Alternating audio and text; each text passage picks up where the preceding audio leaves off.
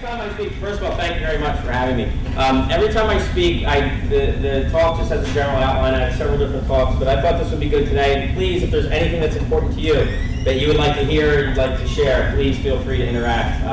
As the talk goes on, there'll be times for that. But from what I understand, most people in the room are managing some people, managing one person, managing an office, managing groups of people, some level of management of people. So I'll try to share that today. One thing I always say about speakers is if their shoes are too clean, then you shouldn't listen to them, because that means they're sitting in an office all day writing a book and they're not managing people. So my shoes are always a little bit dirty. I just came from a manager meeting myself with 22 of my staff down at my location in Philadelphia, and it's our monthly manager meeting with all the GMs and all the kitchen managers. So I, like you, experience the joys of managing people. So through those 22 people, I managed 550 people.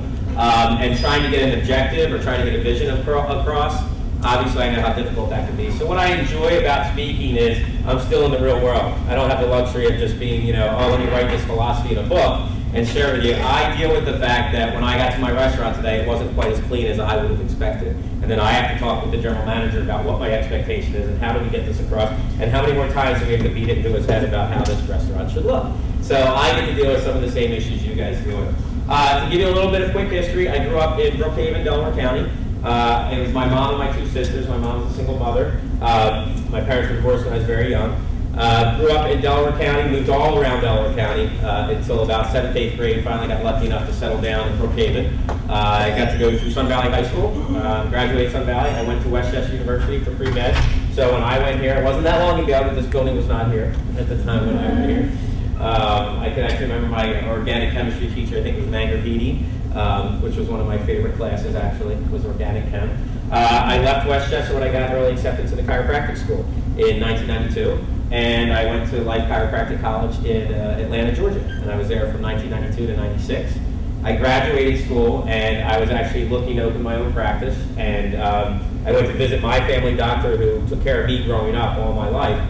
And I said to him, well, you renovated this building in Brookhaven. How'd you do it? What did it cost? I'm looking at a building up the street and converting a home into an office. And he said, well, a hospital just bought my practice, so why don't you buy this building off me? So that was pretty cool. We talk about laws of attraction and certain things happening. I mean, it was pretty awesome. The practice I went to my entire life as a kid, I now got to buy off the doctor that took care of me and run my practice out of. So that was my first chiropractic office. We grew that up to 800 patients a week. If you know anything about chiropractors, your average chiropractor sees about 100 to 120 patients a week. Darius Wine, who's right down the road here, Wine Chiropractic, good friend of mine, great chiropractor.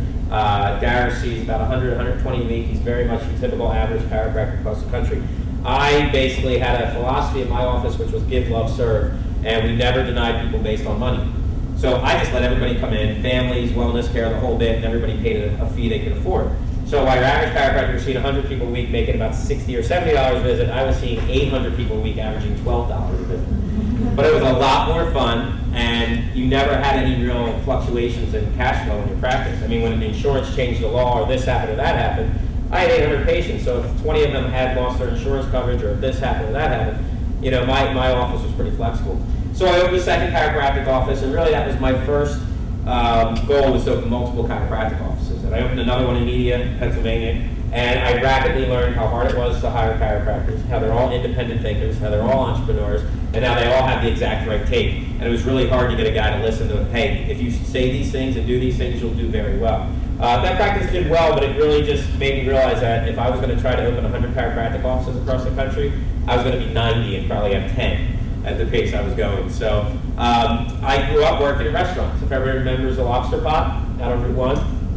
And I grew up, so if you ate a lobster there from like 86 to 90, I cut it. So if I ever go to hell, it's going to be a bunch of lobsters staring at me, like, cracking them open every day. So I worked there, and then Dougal's Inn. If you remember Dougal's Inn out here past Westchester, I actually helped open that. I was one of the first employees they hired. So it actually gave me a great experience because I did everything from bartending on Saturdays to in the kitchen on Mondays to closing for them on Wednesdays. And it really taught me a lot about work ethic as well.